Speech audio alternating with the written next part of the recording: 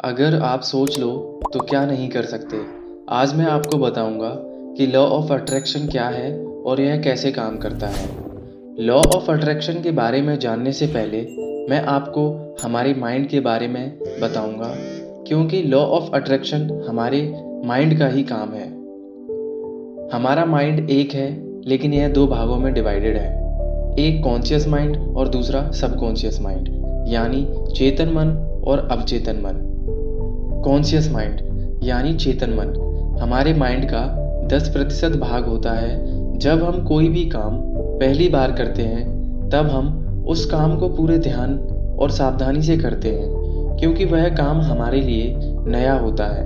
पर जब हम उसी काम को रोज करते हैं तब वह काम हमारी आदत में आ जाता है और उस काम को करने के लिए अब हमें सोचने की ज़रूरत नहीं पड़ती है और वह काम बड़ी आसानी से हो जाता है, क्योंकि वह अब हमारे सबकॉन्शियस माइंड में चला जाता है।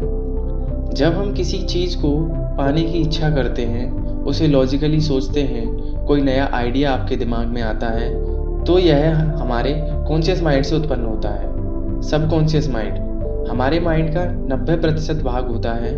शरीर के ज़्यादातर काम सबकॉन्शियस माइंड के थ्रू ही होते हैं। सांस लेना, दिल का धड़कना, खाना खाने के बाद पचना, भूख लगना, इमोशनल होना, फीलिंग्स आना, ये सभी काम हमारे सबकॉन्शियस माइंड के थ्रू ही होते हैं। इसे एक एग्जांपल से समझते हैं।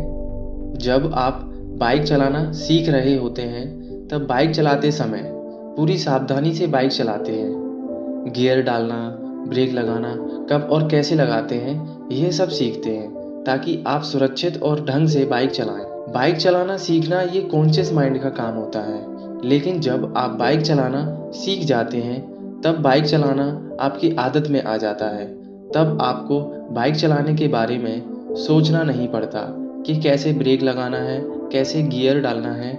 ये अपने आप होता है, क्योंकि बाइक कैसे चलाते हैं ये आपके सबकॉन्शियस माइंड में स्टोर हो जाता है। लॉ ऑफ अट्रैक्शन के अनुसार आप अपने जीवन में जो कुछ भी पाते हैं या आपको मिलता है वह आपके विचारों और कर्मों का ही फल होता है। विचार दो तरह के होते हैं, पॉजिटिव और नेगेटिव। अगर आप किसी काम को पॉजिटिव माइंडसेट के साथ करते हैं तो उस काम में आपको सफलता मिलने के चांस बढ़ जाते हैं। अगर आप किसी काम को नेगेटिव माइंडसेट के करते हैं तो आपको सफलता, सक्सेस होने के चांस उतने ही कम हो जाते हैं। पॉजिटिव माइंडसेट आप अपनी लाइफ में क्या करना चाहते हैं और उसे कैसे पा सकते हैं, उस पर फोकस करो, ना कि उस पर जो आपके पास नहीं है। और जो आपके पास है उसमें खुश रहकर भगवान का शुक्रगुजार होना चाहिए। पॉजिटिव टर्म्स में अपनी इच्छाओं को कहिए। अपनी इच्छाओं को कहने के लिए नहीं और मत जैसे नेगेटिव वर्ड का यूज़ नहीं करना चाहिए। जैसे मैं हारना नहीं चाहता हूँ की बजाय कहो मैं जीतना चाहता हूँ।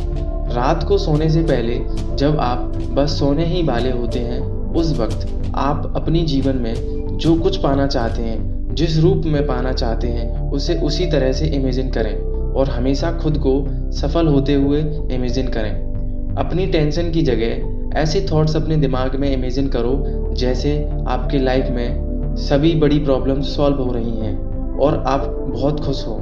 खुद को पॉजिटिव सोचने के लिए समय दीजिए और नेगेटिव चीज़ों को अवॉइड करने की कोशिश करें। बेसिकली कहें तो लॉ ऑफ अट्रैक्शन बस आपकी सकारात्मक सोच है।